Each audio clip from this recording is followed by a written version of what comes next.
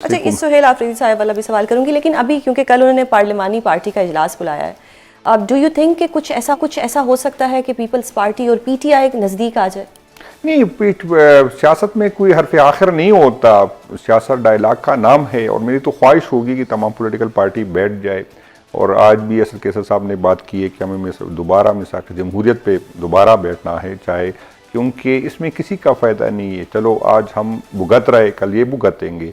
जिस तरह पार्लियामेंट को भी तौक़ीर किया गया, जिस तरह असम्बली को भी, इस तरह आइन को भी तौक़ीर किया गया, जिस तरह अदालतों को भी तौक़ीर किया, जिस तरह फासले बड़े इदारों और अवाम के दरमियान, तो ये किसी के लिए नहीं है, सबके लिए ख़तरनाक है। ऐसा ना हो कि फिर सबको अफसोस हो, किसी की हाथ न लगे।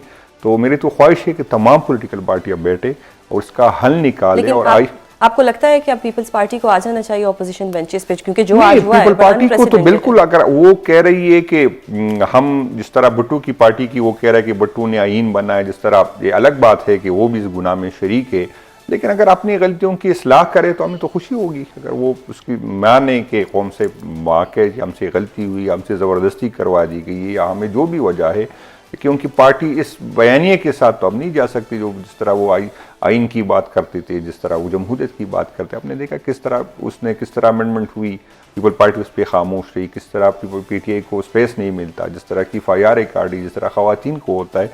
वही जो ह्यूमन राइट्स की बात करते थे, जो आइन की बात करते थे, जो कानून की बात करते थे, आज खामोश है क्योंकि उसकी अपनी मजबूरियाँ हैं। तो मेरा ख्याल है कि वो अपनी मजबूरियों को एक साइड पर रखे और अवाम के साथ, आपने कल सन में देखा कि कौम क्या चाहती, कौम किसके साथ है, कौम हुकूमत से मुतमईन है और नई इदारों से मुतमईन। यानी कि पीपल्स पार्टी और पीटीआई का अलाइनमेंट तो बन सकता है ना, जो इश्यूज आप हाईलाइट कर रहे हैं, डेफिनेटली उनको भी पता होंगे कि हमारे साथ ये हो रहा है, तो कोई बन सकता है अलाइनमेंट? नहीं, बिल्कुल, क्यों नहीं बन सकता। असल में बदकिस्मती ये है कि हमारे छोटे छोटे फायदों के लिए, मैं नहीं कहता, मैं तो बड़े पूरे दिल से कहता हूँ कि ये जो हो रहा है इसमें हम भी जिम्मेदार हैं, हमसे भी गलतियाँ हुई और हमें दिल बड़ा करके अपने कौम से माफ़ी मांगनी चाहिए जहाँ पर हमसे गलतियाँ हुई, और बाकी पार्टियों को भी ये करे, ये कि यार आपने देखा कि पंजाब में वो बेचारे बात भी नहीं कर सकते, पीपल पार्टी को इलेक्शन कैंपेन भी नहीं, वहाँ पे भी जो हमारे साथ होता था अभी ज़िमन इलेक्शन पीपल पार्टी के साथ, उससे ज़बरदस्ती सीटें ली गई थी।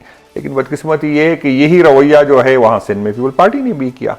आपने देखा कि आसिफा भुट्टो की सीट पे हमारे कैंडिडेट को उठाया गया, वरना वो तो फिर भी जीत सकती थी। उसका हल्का अपना था, सूबाई हुकूमत थी, लोगों की मजबूरियाँ होती है। ज़िमनी इलेक्शन में तो, जनरल इलेक्शन में तो ये है कि लोग पार्टी की वजह से चाहे हुकूमत बने, एक सीट से तो हमें हुकूमत नहीं मिलती थी, तो हो सकता है लोगों की हमदर्दियाँ ये फिर भी जीत जाती। लेकिन जिस तरह उसने कैंडिडेट को अगवा किया तो उसकी भी मसले है और हमें सबको इस्लाह करना चाहिए और आगे बढ़ना चाहिए। और ये जो दौरा सिंध था सुहेल आफरीदी साहब का, आपकी नज़र में ये कितना कामयाब है और सिंध हुकूमत के रवैये से आप मुतमईन हैं? नहीं, मैं तो जो हम एक्सपेक्ट नहीं करते उससे ज़्यादा कामयाब थे। जितने लोग जिस जज्बे से निकले, जितनी बड़ी तादाद में निकले, बावजूद इसके कि नामी जलसे की इजाज़त भी 2 दिन पहले, फिर भी रुकावटें खड़ी की, फिर भी जो है क्रैकडाउन किया, फिर भी हमें स्टेज नहीं बनाने दिए गए। मैं तो फिर भी पीपल पार्टी का शुक्रगुजार हूँ। अगर पंजाब वाला रवैया रखते तो मुझे बहुत मुश्किल हो जाता, लेकिन चूँकि यहाँ पर ताकत,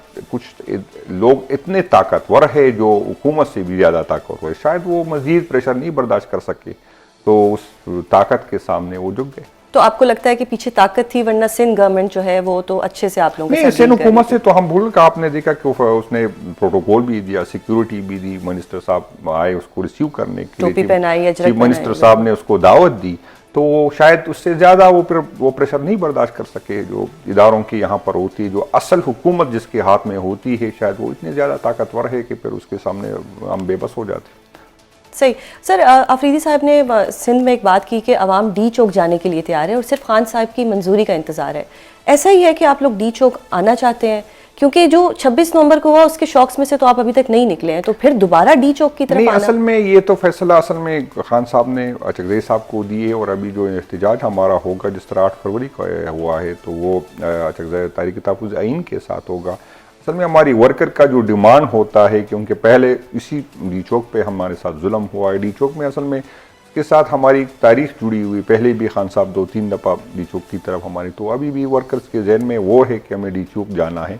बाकी जो भी फैसला होगा इंशाअल्लाह ताला क़यादत जो भी फैसला की, अभी हम इसी हफ्ते से मैं और सीएम साहब जो है मुख्तलिफ डिस्ट्रिक्टों में जाएंगे और उसके लिए माहौल बना रहे स्ट्रीट मूवमेंट के लिए मुख्तलिफ डिस्ट्रिक्टों में मुख्तलिफ रोडों पर इंशाल्लाह ताला हम रैलियाँ निकालेंगे और माहौल बनाएंगे, चाहे डी चौक हो या जहाँ भी हो। बल्कि परसों तो सीएम साहब ने ये भी बात की कि हम सारे पाकिस्तान को डी चौक बनाएंगे, जो जहाँ जो चौक होगा वो डी चौक बनाएंगे। सही। सर, आपने अभी स्ट्रीट मूवमेंट की बात की, अलीमा खान साहिबा कहती हैं कि स्ट्रीट मूवमेंट होगी, सुहेल आफरीदी कहते हैं स्ट्रीट मूवमेंट होगी, आप भी कहते हैं, लेकिन गौहर साहब मुज़ाकरात की बात करते हैं। ये कुछ कन्फ्यूजन है पार्टी के अंदर कि स्ट्रीट मूवमेंट करनी है या मुज़ाकरात करने हैं। नहीं, असल में मैं आपको बता दूं कि स्ट्रीट मूवमेंट में हम कोई गैर जमहूरी काम तो नहीं कर रहे। जो आइन हमें, ये अलग बात है कि डी चौक पे हम पे गोलियाँ चली, वरना पुरअमन ये तो एहतजाज जुलूस से धरने ये तो होती है, ये कोई ऐसी चीज़ नहीं है। तो हम जो हमारे पास जो भी अवेलेबल फोरम है, जिस तरह बैरिस्टर साहब कह रहे हैं, हम बिल्कुल पॉलिटिकल लोग हैं, हम चाहते हैं कि डायलॉग हो। और डायलॉग में मुझे तो कोई शर्म भी नहीं। या लोग कहते हैं कि आप कहते हैं कि इदारों के साथ डायलॉग हो, बिल्कुल मैं कहता हूँ कि हम कहते हैं कि इदारों के साथ, ये हमारे इदारे हैं, ये कोई मैं रा के साथ या मुसाद के साथ तो नहीं बैठना चाहता हूँ, मैं तो अपने इदारों के साथ बैठना चाहता हूँ। और अगर मैं उसको बताने में से कामयाब हुआ तो मुझे खुशी होगी कि आपके रवैयों की वजह से अवाम और आपके दरमियान फासले बढ़े, यूथ के और आपके दरमियान फासले बढ़े। आप इस पर नज़रसानी करें। और अब डायलॉग तो इसके पास होती है जिसके पास इख्तियार हो। मैं आपको बता दूं कि अभी पिछले हफ्ते हम गए थे, मैं और कैसर साहब थे, हमारे पास 4-5-6 महीने थे। तो हम चाहते थे कि यार हमारे जो असीरान है लाहौर में, जो सीनियर क़यादत है, हम उससे मुलाकात करें। यकीन करें हमने फेडरल हुकूमत से भी राबिता किया, जो जिसको हमारे साथ राबिते होते, जिसके साथ जान पहचान है, सूबाई हुकूमत से राबिता किया। दोनों ने हाथ खड़े किए कि हम बेख्तियार है। तो एक तरफ आप कहते हैं कि हम डायलॉग करना चाहते, चलो इमरान खान से मुलाकात इस बहाने अब बन की गई कि फिर वहाँ से ट्वीट आती है। हलीमा बाजी की फैमिली, बुशरा बीबी की फैमिली तो कोई ट्वीट भी नहीं करती, किसी मिलती भी नहीं। चलो उसको भी मान ले, उसको कहे कि नहीं वहाँ कहाँ से, वहाँ से या उधर से जो है। अच्छा, शाह महमूद साहब तो खुल के कहते कि डायलॉग करे, उसका हल निकाले। तो आप शाह महमूद साहब से, आप जो है चौधरी साहब से, आप हमारे गवर्नर साहब से, आप हमें उसके साथ मुलाकात। खान साहब भी तो नहीं मानते ना शाह महमूद कुरैशी साहब की नहीं, मैं कह रहा हूँ खान साहब मानते या नहीं मानते, ये तो कोई खान साहब के पास जाएगा तो हमें पता चलेगा कि खान साहब मानते या नहीं मानते। खान साहब से पॉलिटिकल लोगों की मुलाकात कब से बन की है? मैं तकरीबन, मुझे अगर मैं गलत नहीं हूँ, तकरीबन 25-26 दफा मुझे खान साहब ने बुलाया, मुलाकात नहीं करवा दी गई। एक साल से तकरीबन किसी पॉलिटिकल बंदे की खान से मुलाकात नहीं होगी।